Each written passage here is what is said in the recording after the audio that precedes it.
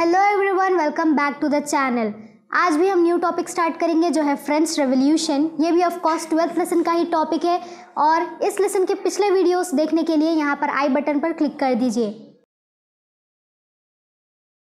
साल 1774 ये वो टाइम है जब लुइस 16 फ्रांस के किंग बने थे।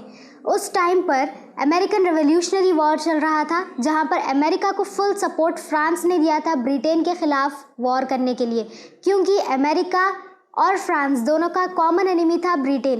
लेकिन इस चक्कर में जब लुइस 16 ने अपनी स्टेट की ट्रेजरी देखी तो वो ऑलमोस्ट ख़त्म हो चुकी थी और इस वॉर के चलते फ्रांस पर बहुत ही डेब्ट्स भी चढ़ चुके थे। अपनी गवर्नमेंट चलाने के लिए कोर्ट मेंटेनेंस, ऑफिस और यूनिवर्सिटीज़ जैसे डेली एक्सपेंसेस को पूरा करने के लिए उन्होंने वहाँ के टैक्स रेट्स को बढ़ा दिए। और ये एक वही टैक्स नहीं था जो वहाँ के लोग पे कर रहे थे, वो लोग ऑलरेडी बहुत सारे टैक्सेस पे करते थे। लेकिन एक बात ये थी कि वहाँ पर सारे पुअर पीपल ही टैक्सेस पे किया करते थे। ये सब हुआ करता था 18th सेंचुरी में, क्योंकि 18th सेंचुरी में फ्रांस में लोग जो है अलग अलग टाइप्स में क्लासिफाइड हुआ करते थे। इस फ्लो चार्ट को देखिए अपनी बेटर अंडरस्टैंडिंग के लिए। इस फ्लो चार्ट में हम देख सकते हैं कैसे फ्रांस के लोग 3 अलग अलग एस्टेट्स में क्लासिफाइड है। फर्स्ट एस्टेट, सेकेंड एस्टेट और थर्ड एस्टेट। पहले थर्ड एस्टेट से स्टार्ट करते हैं। थर्ड एस्टेट खुद भी 3 अलग अलग टाइप्स में डिवाइडेड है, जिसमें से पहले वाले में रिच बिजनेसमैन्स, मर्चेंट्स और कोर्ट ऑफिशियल्स आते हैं। दूसरे उसमें पीजेंट्स और आर्टिशियंस आएंगे और थर्ड पार्ट में आते हैं स्मॉल पीजेंट्स, सर्वेंट्स और वो फार्मर्स जिसके पास खुद की लैंड, पर्सनल लैंड नहीं होती कल्टीवेशन के लिए।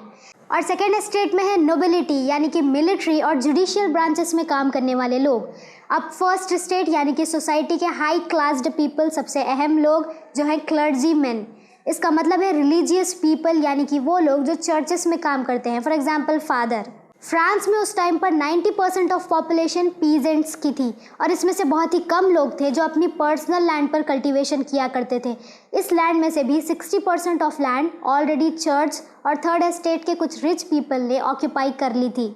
फर्स्ट और सेकेंड एस्टेट के लोग अपनी राइट्स को फुल्ली एंजॉय कर रहे थे, क्योंकि इन्हें स्टेट टैक्सेस पे करना नहीं पड़ता था।